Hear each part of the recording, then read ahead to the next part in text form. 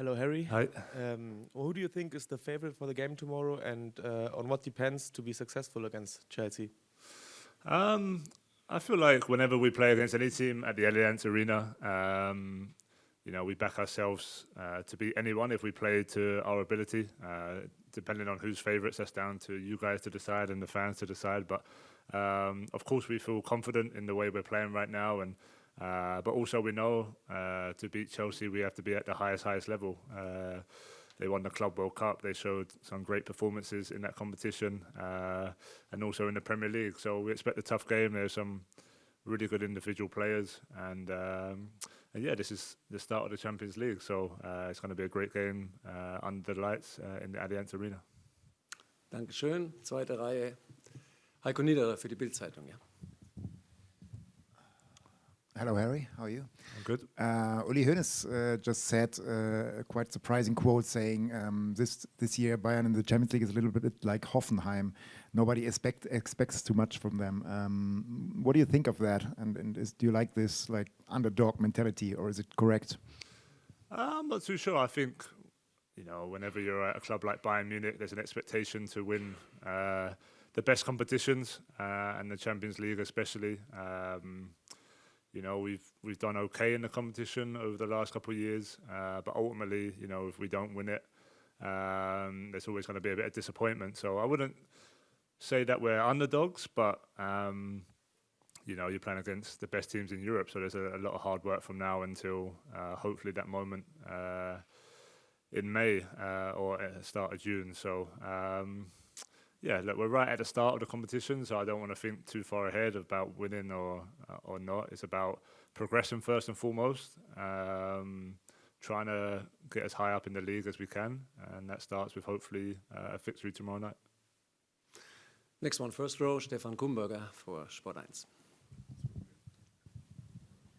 Hi, Harry. After the game against Hamburg, you said the two extra games, the playoff games against Celtic, had an impact on your season, on the season of the team.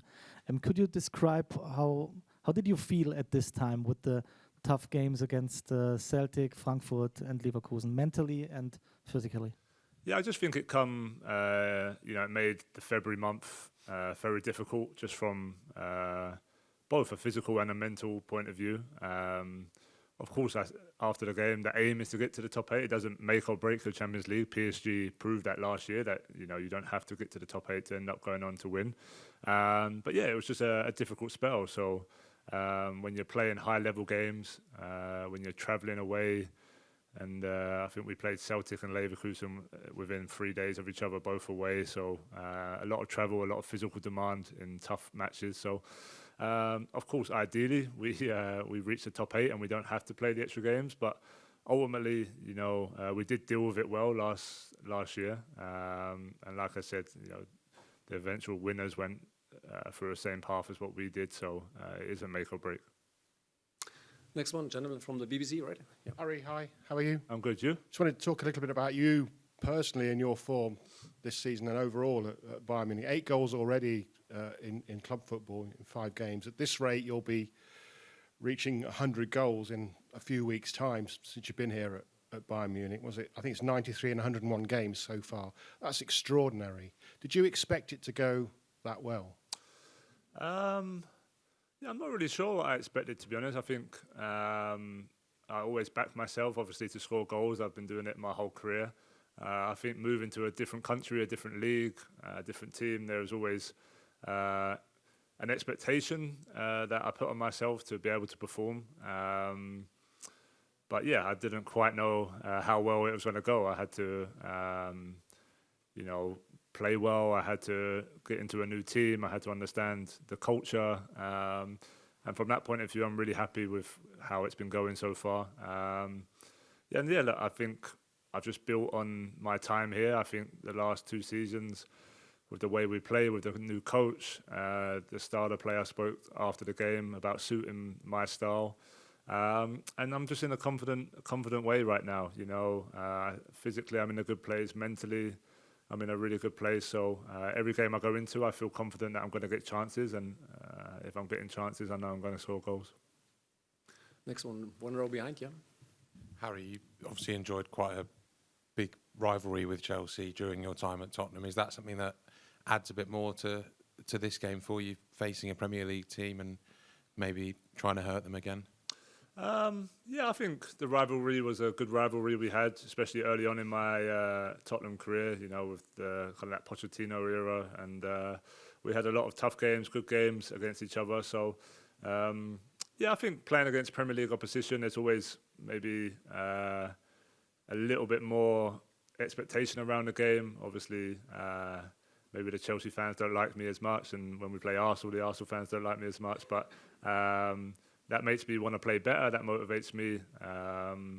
So yeah, look, there's going to be some familiar faces that I played against, some that I play with England. So all those things added, it just brings a little something special around the game. And I think, you know, being at the Allianz, having an English team here, you know, as a team, we like to, you know, try and stamp our authority on the game, and we'll try and do that tomorrow. But like I said earlier, we're playing against a very good side, so we have to be at 100%. We stay in the English corner, yes. Hi, Harry. You've obviously played a lot with Michael Olise and Cole Palmer, and you know Michael's obviously quite close to going to Chelsea at one stage. Can you just compare them as players, and you know what you like most about each of them? Yeah, two great players, have a lot of similar attributes. I think they both find the space really well. Their forward passing is really good. They see runs, they see through balls, and execute them at a high level. And both of them, you know, score goals. Michael might be a bit more of a wide player sometimes, can play 1v1, use his pace a little bit more, where Cole might like to come into the number 10 position and even as a number 9 and run in behind and finish himself. So, yeah, some differences there as well. But, yeah, both fantastic players. I'm glad Michael's with us and not with them. Next one is Mario Krischl for a kicker. Hi, Harry.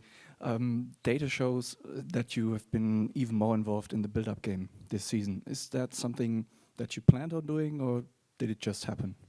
Probably just happened, actually. I think I might have spoke before, you know, when I'm not playing with Jamal, maybe I like to drop a little bit deeper, because when Jamal's playing, you know, he's amazing at dropping into those spaces and playing 1v1 and creating space and opportunities for others. So maybe that's obviously where Jamal's been injured this season. You know, the game has just demanded me to maybe come a little bit deeper and try and connect. And also I spoke before about, you know, it helps me sometimes to then get chances myself, because if you stay as a number 9, sometimes it's easy to be man-marked and shut out the game a little bit. So if there's times that happens in the game, I like to come and try and connect. I like to try and play balls out wide. And it allows me then to get into the box a little bit later and arrive and get chances that way. So, yeah, I wouldn't say it's something we specifically worked on, but I just think different personnel determines, you know, different types in my game. Vincent Kompany again. Yeah. Harry, you played here at Bayern Munich and also before for Tottenham, for clubs which rely on consistency. You played with Heung-min Son for so many years. On the other side, there's Chelsea, which gets loads of new players each transfer window. What do you think is better for a team, and how does it affect the team if you get so many new players each summer? I'm not too sure. I think, you know, it's not really my expertise to talk on. Chelsea obviously have brought a lot of players in the last few years, a lot of young players. Yeah, sometimes trying to connect those dots are not always easy, because a lot of different personalities, a lot of new faces, even getting to know players, for them to get to know the new club, the new town. There's a lot that goes into moving clubs. So from that point of view, it might be difficult, but also, you know, they're buying some of the best players, young players in the world. So if you find a way for them to work together, they're going to be a great team, hence them winning the Club World Cup. So, yeah, from my point of view, I've probably been at clubs where it's more stable, getting to know players a little bit longer and building relationships that way. But, you know, I guess time will tell over the next 10 years or so which way is the best way to go forward. Back to UK, first row, please. Yeah. Hi, Harry. You spoke earlier on about how you settled at Bayern. What have you been doing to help Nicholas Jackson settle here, and how's he been looking in training, and do you get the impression that he's hungry to score against his parent club tomorrow night? Yeah, he's been great so far. I think it was good for him to get the 45 minutes on the weekend. I thought he looked sharp. I thought he had a couple half chances there. In training, he's looked really good. It's not easy coming into a team like us when we're so well drilled, I guess, over the last kind of year and a bit with the coach and the way we press and the way we like to play and the connections.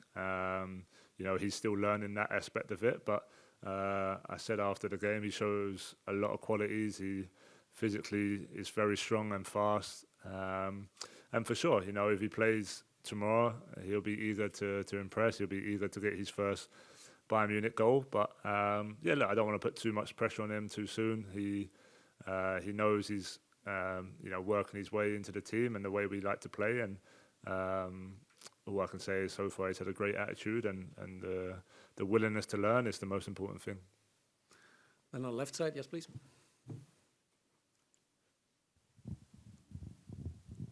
Hi, Harry. Nice to see you. I just wanted to ask a bit more about Cole Palmer. You've sort of seen his rise and spent all that time with him as well in Germany. What have you seen in him? Is he world class, and is he ready for this stage? Because I don't think he's been sort of a main player for a team in the Champions League before, and this will be his first campaign. Yeah, all I can say is a great player. I enjoy playing with Cole. Whenever you have a number 10 who can, find through balls, good crosses, good link-up play, can drop deep and play longer balls, can arrive in the box and score goals. I think he has all the attributes to be a world-class player. For me, world-class is when you do it over a period of time, consistently over 5-10 years. But for sure, he's on that path. It's been a shame not to play with him in the last camps. Hopefully he stays fit and over the next year, because he's an important player for us with the national team as well. So he's going to be a handful tomorrow. We know how he likes to play. Stopping him is another thing that we're going to have to get right. But hopefully we can keep him quiet tomorrow, but then from an England point of view, the next camps and stuff, he can be in the team and we can start to build a connection leading up to the next summer. Okay, that's it. Okay, thanks, Harry. Thank you. See you tomorrow. Vinny, you started very well into the season. What will it take for tomorrow? Good test in the first match. In preparation, do you think that Cole Palmer will be in the starting 11?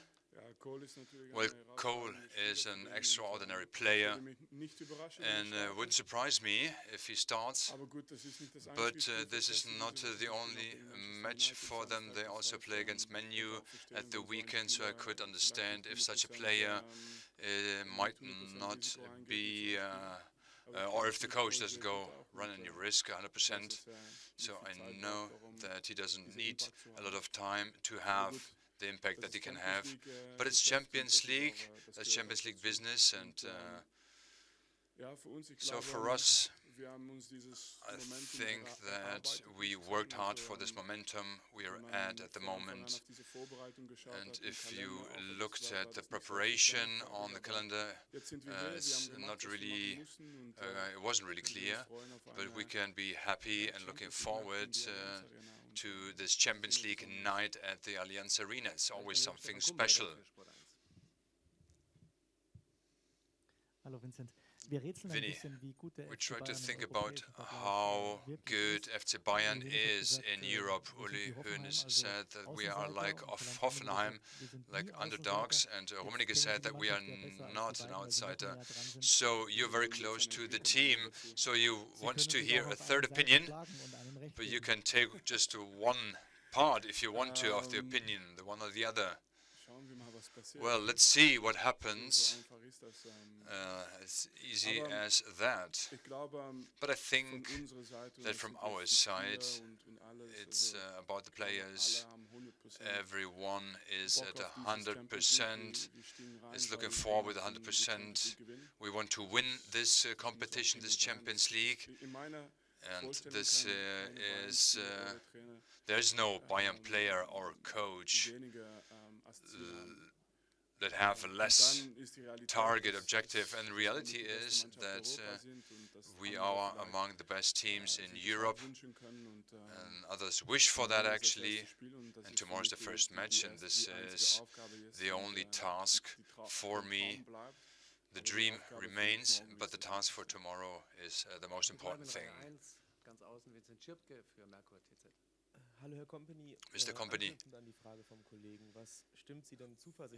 what makes you confident that you can progress even further in the Champions League after the elimination in the quarterfinals in recent years? Well, you need to reach this phase, then everything is possible.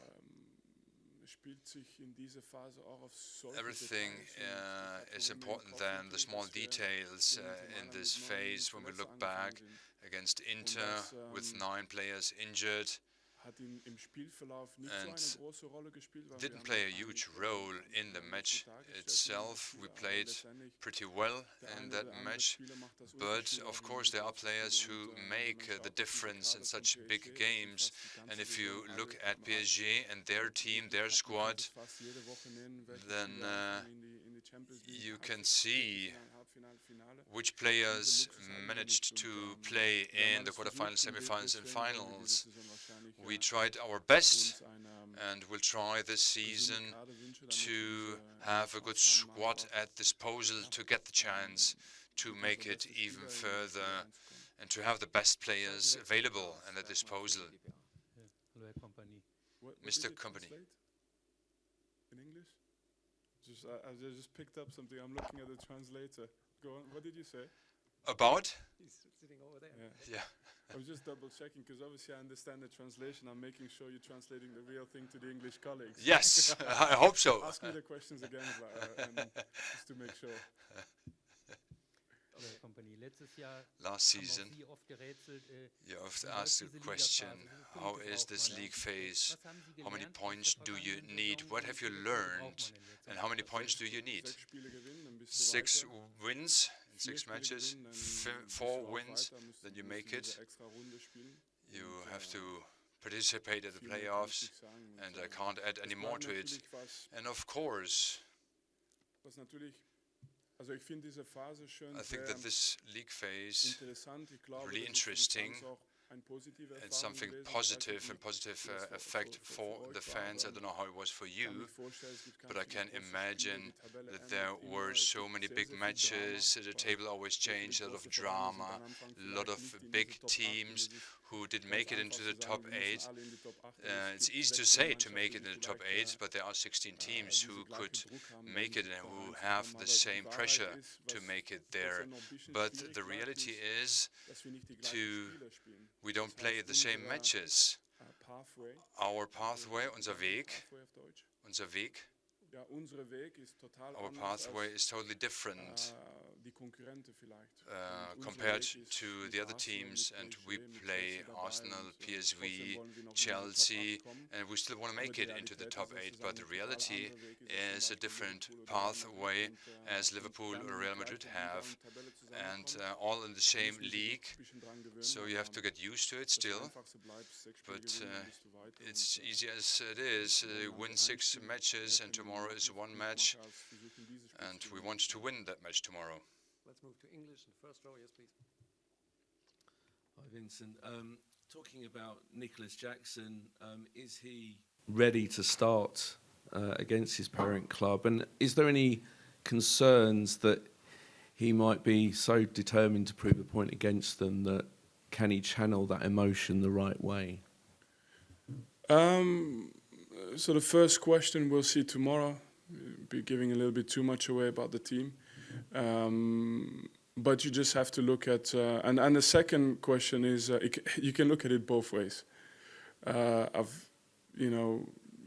can be on the side where you think, do you want one of your ex-players to play against you straight away? Does he get a chance to do something as well, you know? And the point you mentioned as well is a fair point. So I don't think it's black or white. I think it can go both ways. But it will certainly be a special game for him. There's no doubt about that.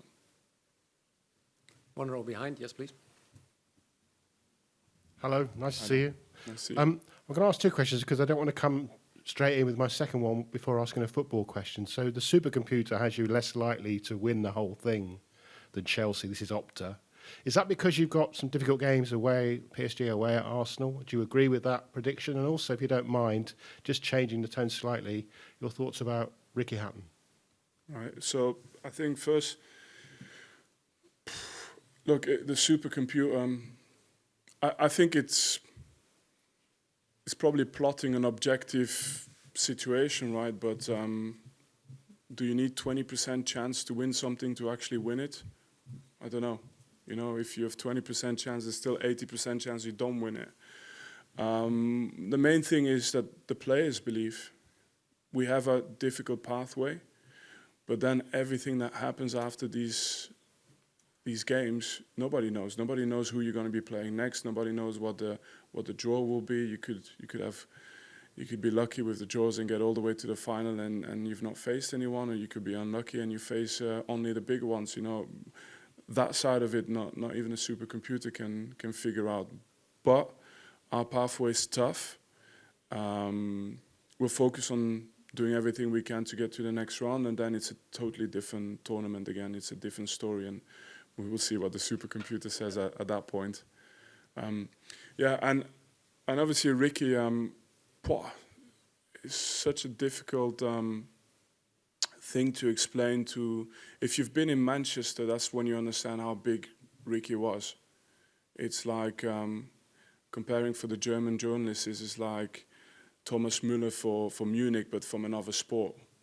And I can't remember a single major event for Man City where he hasn't been a part or center of it. I think he was respected on both sides as well, which is not easy in this part of the world. And obviously it was devastating news. I can't think that there isn't a single Mancunian that spent the whole day talking about it and calling the family, just because he had an impact on everyone's life. So it's sad. Thoughts are with the family, with the loved ones, and I hope out of this that a lot of people will remember the great things he did for the town. Dann ist auf der anderen Seite David Ferrer für die Bild an der Reihe. Hallo Herr Kompany, bei Ihrem Wechsel hier nach München When hat you Ihr Vater mal verraten, dass signed here Chelsea Sie gerne for schon zweimal FC gehabt Bayern, hätte. your Oder father geholt hätte als said Trainer. that Können Sie Chelsea sagen, wanted you war twice das actually. Eis oder war das als Spieler? Und Was that as a coach or as a player, or wasn't that correct? How was the situation back then? When did he say that actually? In an interview after you signed here for FC Bayern. That's a great honor. They couldn't say no when Bayern asked, but there were also others asking for you twice, Chelsea. Well, if I align with the opinion of Hoeneß or also Rummenigge, I don't say anything to that, so I don't say anything to what my father said. Well, the truth is, I've never thought too much about it. I was fighting relegation with Burnley.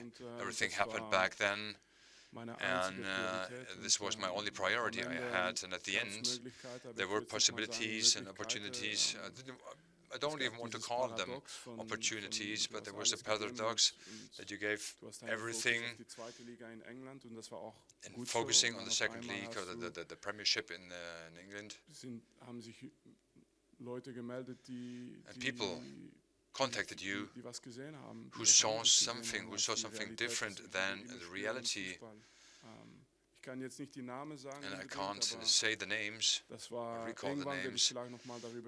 Maybe I will tell you about it at some point in the future, but it was just a crazy paradox in my life.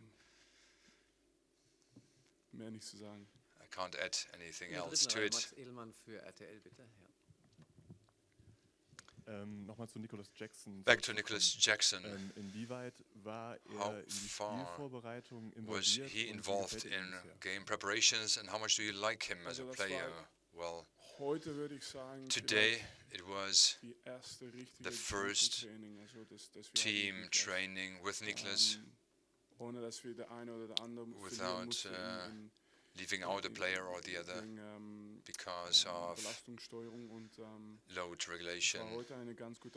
It was a good unit, training unit, but his personality also fits very well to the team with the lads, with Lucio, Diaz, Tom Bischofs, and Nicholas and Tar. It's good people, and my wish is that he will score a lot of goals for us, and I believe in him that he can reach that, but he is not put under pressure from my side. We have a good team, we have a good group of players, and he needs to be part of it, and then he can support and help us. Hi, Vincent.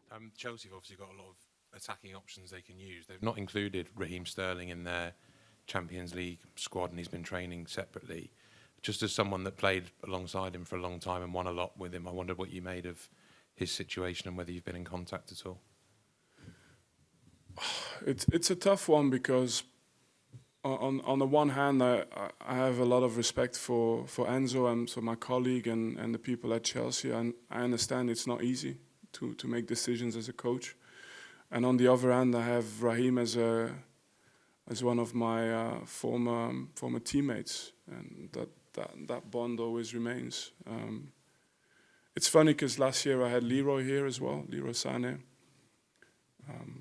and those two were devastating for us in the Premier League when we played when they were part of the team I was part of. And the only thing I can hope is at his age, because he's still at a good age, that he'll be able to turn it around and show the whole world what his quality is, and eventually be in a situation where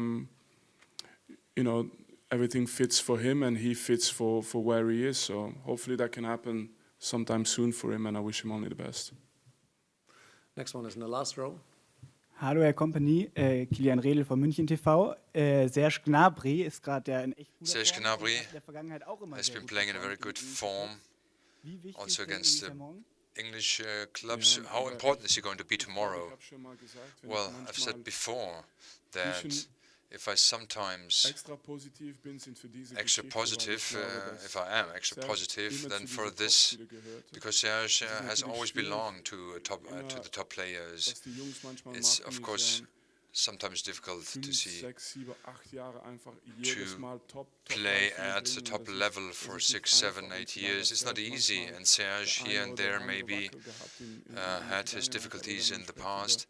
But if we talk about talent and quality and what he's able to do, then it was always obvious that it's not surprising for me that he shows that performance, because he has this quality, and you can see it in training and in the matches at the moment as well. And against English teams, he can do the same against any other team. And I just hope that this season he will keep up his momentum and keep up his level. He just needs to be fit, remain fit, and that's what I hope for him. Hi Vincent, how are you? Just a bonus question on Nico, because it's so unusual for a loan player to potentially face his parent club. Can you, as a in England. In England, no, in Germany it's allowed. Yeah, so it's very usual. And obviously in Europe, Champions League, but can you actually, as a head coach and with your analysts, can you actually sort of pick the brains of Nico to get inside info on Chelsea, how they work, how they approach games? Yeah, I mean, you could, technically, if it wasn't for the fact that I watched already probably 40 games of Chelsea last season combined. I mean, because we were in the Club World Cup together and we faced a lot of the opponents that they faced, Then, last season, I think Chelsea was also just an interesting team to observe. So I don't have the feeling that it's a team that will deliver a lot of mysteries. I happen to know the coach as well, but of course you have the conversation, and like I said before, after a few moments you realize that you've done your homework well or not, and it's nothing more than that. And always never forget us. I like keeping it at the center. We have our ideas, we have our tactics, we have everything, but in the end, it's the players. The players have to show the personality in these games to make the difference, and that's what they need to feel. other than me having a sense of comfort because I have an idea of what Enzo might be telling his players. Machen wir noch 3 Fragen auf der Seite. Bitte Stefan Kumberger nochmal. Vincent, you said before that you want to have a good squad, and back then against Inter, you played with 9 injured players. What kind of measures have you already taken to have a fit squad at disposal? Well, there are different injuries, and what happened to Jamal and Alphonso Davies or Upamecano, for example, or Manu, who in the past suffered injuries, picked up injuries, and it's normal, of course, that at some point 1 or 2 players are sidelined due to injuries. So you need sometimes a bit of luck, especially in a lot of moments we had a good squad at disposal, and then at some point, and I can remember that feeling, the players go to the national team, we have to leave some at home, and I get a call, Alphonso Davies is out, Upamecano is out due to knee injury. And this is what I meant.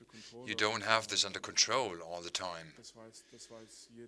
Every trainer, every coach knows it can have an impact on the whole season, but we have to believe that this season, this year, we have some luck and we'll have the players at the disposal that we need. But important... I say this in English just to be really precise, because I want to make sure there is a rationale as well to injuries. So, for example, I was a player that was injured a lot. So at some point when I'm 27, 28 years old, I'm going to be more injury prone than anybody else, even if I'm the best professional in the dressing room. So the history of a player predicts in many ways the future proneness to injury. That's one. The second thing is you've got the freak injuries, which we had freak injuries, a lot of them. And these are, you know, like you crossing the street and something happens and a car drives into you. These things are very difficult to absorb. And then you have the other injuries where, as a staff, as a club, you take responsibility and you want to make sure that you avoid, you know, the muscle injuries and so on. But if you look at the bigger context, it was we're always going to have to be more careful because we have a lot of players that have a past injury record. And that's something we have to be extremely careful for. And Chelsea, for example, that has a younger team, will have less players with a past injury record. So these things are important to understand when we talk about injuries, you know. Jetzt bitte links Vincent Kompany.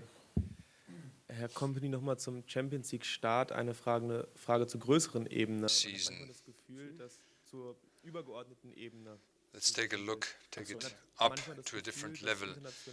You have the feeling, especially the fans in England, that they don't take serious the Bundesliga. They call the Bundesliga Farmers League. And this seems here that they don't take the Bundesliga serious. But you know the Premier League, you know the Bundesliga. How do you see the level of the Bundesliga? Well, how many players did they buy? How much money is or has come from the Premier League to the Bundesliga? So I think, well, I come from a small country, Belgium, so we look always to the bigger countries and we have lots of respect.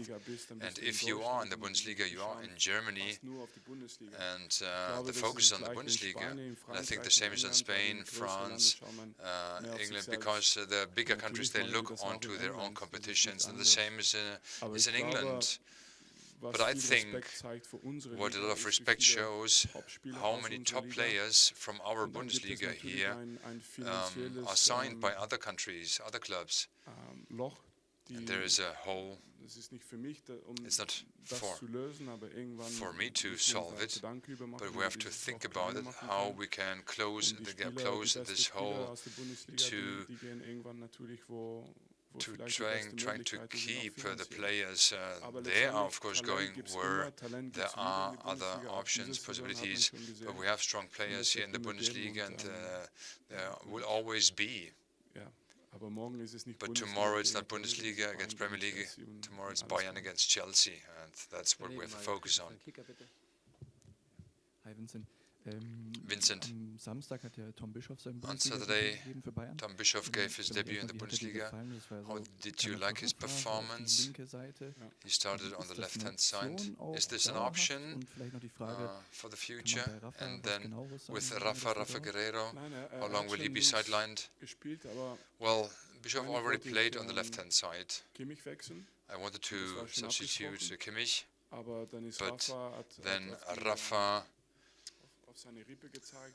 showed his ribs, and we make this substitution. We were already 5-0 up, and especially if we have a lot of ball possession, then we are more offensive attacking in this position. So it fitted well with Bischoff on the left-hand side. But let's see, he has the right attitude, very talented, quality on the ball. A good shot from long distance. It's his first season at the top level, and I'm very happy that he is with us. And Tom, he's not thinking about his position, but just minutes to play, and really refreshing to have him in the squad.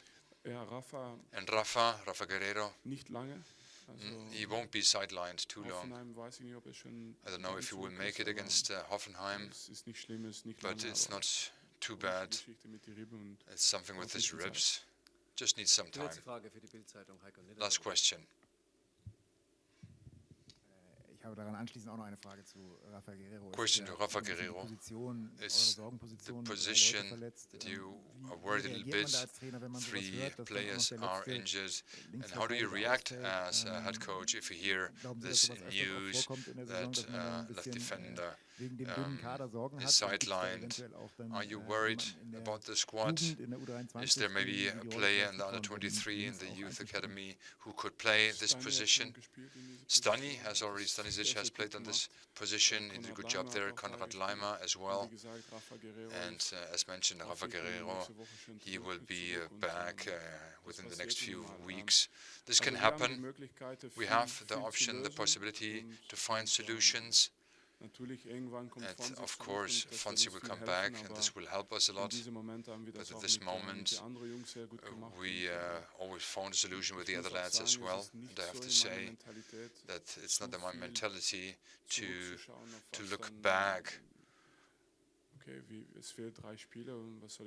Okay, there are 3 players missing. There, it's not my mentality. And we talked about the match against Inter. Despite the injured players that we have, we still put our feet on the throttle, and this is how we want to approach a match. If there is a player missing or sidelined, then our task is to find a solution here and nothing more. Thank you very much. See you tomorrow in the arena. Bye-bye. Welcome, take care.